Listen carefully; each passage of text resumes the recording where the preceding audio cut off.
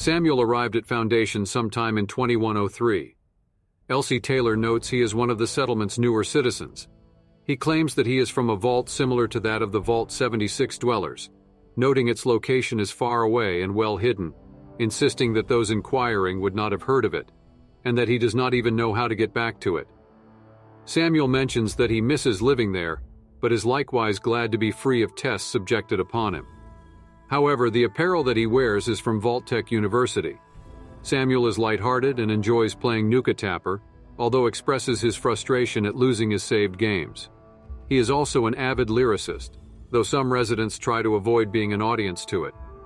Samuel attempts to use regional words such as yins, hoagies, and jawn, though he expresses confusion with the terms and says he cannot keep up, referring to the different dialects that are found in Foundation's diverse populace. He is also good friends with Jen, whom occasionally joins in scavenging hunts. He also states that she has a style he can respect.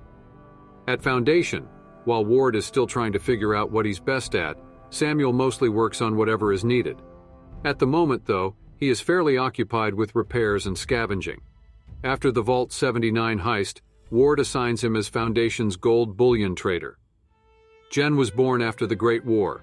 Her parents had a complicated relationship, both former Chinese spies who fell in love despite it being forbidden.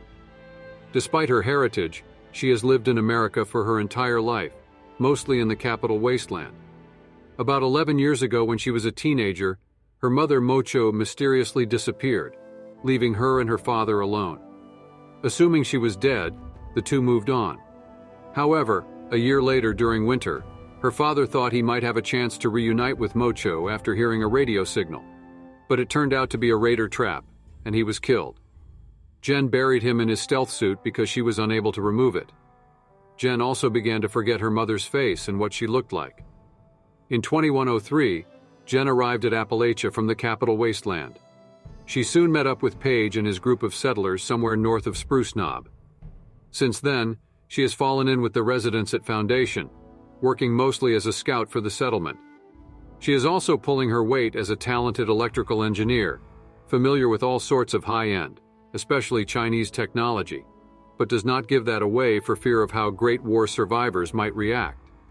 However, she is not adept at hacking and usually collaborates with other people when working on robots.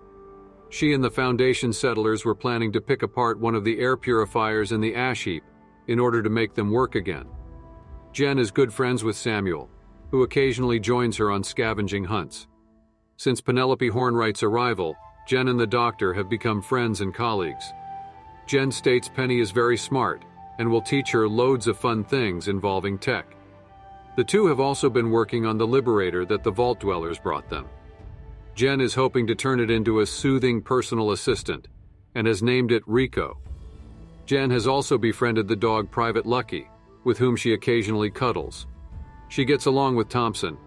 However, she does not get along with Oliver Fields and Fred Radcliffe, the former because he reminds her of her parents, while the latter because he makes unfunny jokes. A lifelong agent trained from birth in the People's Republic of China for this singular purpose, Mocho, under the threat of death, was assigned to the American theater and worked closely with other communist operatives against the American war effort. Orders, and a lifetime of being shaped to think as Chinese commanders wanted her to think, resulted in an incredibly capable and loyal agent, until the Great War happened, and Mocho realized the two superpowers both lied to their people, manipulating them like puppets. Once she saw the puppeteers, she realized she wanted nothing to do with any of it. She did not wish to return to China and fled into the wasteland instead. Mocho fell in love with a man who was another Chinese spy, and she gave birth to Jen sometime after the war. Both the relationship and Jen's birth were forbidden under the Chinese orders.